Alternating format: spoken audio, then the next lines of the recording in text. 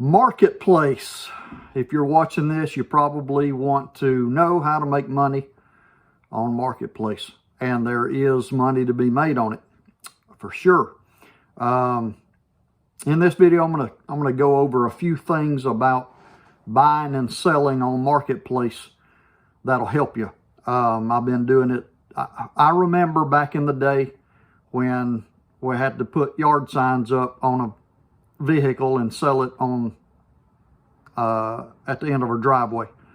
And then I remember Auto Trader. You would go into a convenience store, there'd be a rack there, and people would take a picture of their automobile and a brief description, send it in, put their phone number on it, and you would wait for phone calls to come in. And then Craigslist came out, and it was a great place to sell stuff, and people still use it. Not so much selling cars, and then of course eBay is a real good place if you're going to part something out or sell something small enough to ship, and just something that you can't get at a box store somewhere. eBay's a good place. But Marketplace, for automobiles, boats, jet skis, tractors, lawn equipment, clothes. I mean, there's a lot of things that you can sell on Marketplace and make good money doing it. So I want to give you some tips that I have utilized that's helped me make a profit on Marketplace. If your goal is just to take a picture of something, put it on there, and not make any money on it, just get rid of it, that's fine. Just take a picture of it and put a description and hope it sells. But I'm talking about buying things and trying to make a profit on them. So some things that'll help. And I'm gonna go through this mainly for cars, boats, jet skis, motorcycles, four-wheelers, things like that. But all of these tips can help on anything. And so I'm not gonna, on this video, I'm not gonna dive into buying things on Marketplace. That'll be another video, and there's other videos out there that'll help you with that. But this one is mainly selling them. The good thing about Marketplace is you don't have to be a, I'm gonna call it used car salesman to be able to make money on Marketplace. And so what you're putting on there sells itself. And so one thing is, let's just take, for instance, a car or anything that I guess sits out in the elements, is detail it, wash it, buff the clear coat, put tire shine on it. That will that'll make a big difference when someone's looking at it. Especially, I don't know why it is, but I've done tests where I've put I did a 4Runner a while back, and I've also sold here recently a Ford Excursion.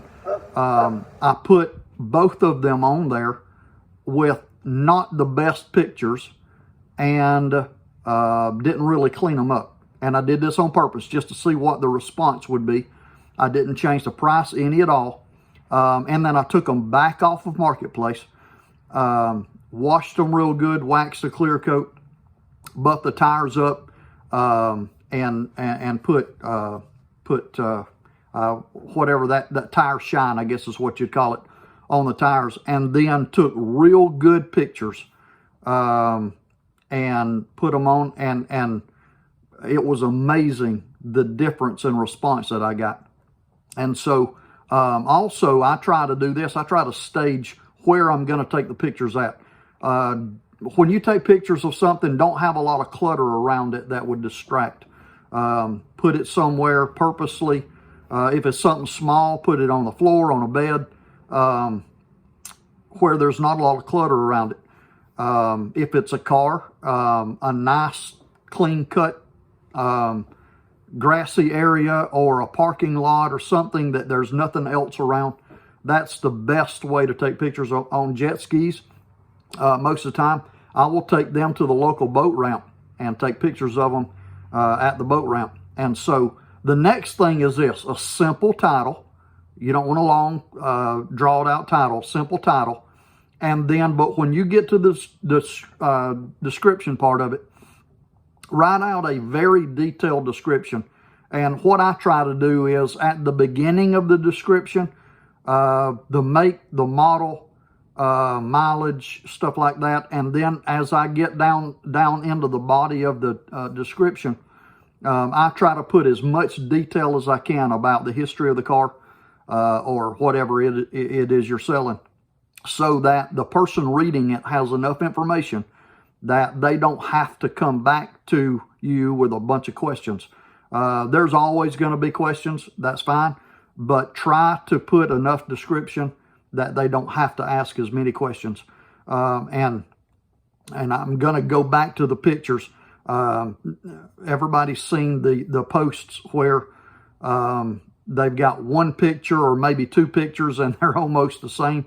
And it's almost as if they are ashamed to show you the rest of it, the bad parts, the dents, the dings, those need to be in there. You don't want to sell something and then when the people get there to buy it, it is not what they expected. And so be upfront, but that would, I remember buying a jet ski. This was a 90, I think it was a 95 or 96, I can't remember, maybe a 95 Sea-Doo, that it had moss growing all over it. It was nasty. And all I did was pressure wash it, shined everything up, took pictures of it. I bought the thing for $200 with a trailer. I really wanted the trailer, not the ski. But I pressure washed it, cleaned it up real good, and posted it by itself without the trailer for $500. I got $450 out of it, and I kept the trailer. And so another one was, and I'll try to put pictures on here of these. I bought an 89 model Bumblebee bass boat for $800. I bought the interior paint, I guess you could say, inside the hull paint, and repainted the hull because it was sun scorched. $90 for the paint, $30 for electrical components, probably 8 or 10 hours of labor on it. Bought it for $800, sold it for $2,700. And so I only kept it like 2 weeks. And so doing those things right there will help sell something on Marketplace. And so I will try to put out more content as things come to my mind about buying and selling on Marketplace. It is a good way to make extra money. Absolutely a good way. One thing that I do want to mention for in the video is I do this. You don't have to do this. You can. But I do because I don't want to be bombarded with senseless. I know that Marketplace has the little button that you can mash. Is it still available? I do not respond to those. At the end of my description, I make sure that I put, I do not respond to, is this still available? And I put it in quotation marks. I do not do that. And then after that, I put, I will promptly respond to a personable message if you'll send me a message with any questions or when you want to meet or whatever the case is. If you do that, you will you'll save yourself a lot of time, because most of the time that they hit that little button, they don't want it. And so if they do, they're gonna come back and message you or whatever. So that's, I have found that I don't have the time to sit and respond to all of those people that click the button. I just don't have time to do that. And so to me, that helps out a lot. That thins out a lot of the people that really don't want it. And so you'll get personable messages, and you respond to those. I find that those are the people that's going to actually come and buy what you have listed. I hope this video has been a help to you.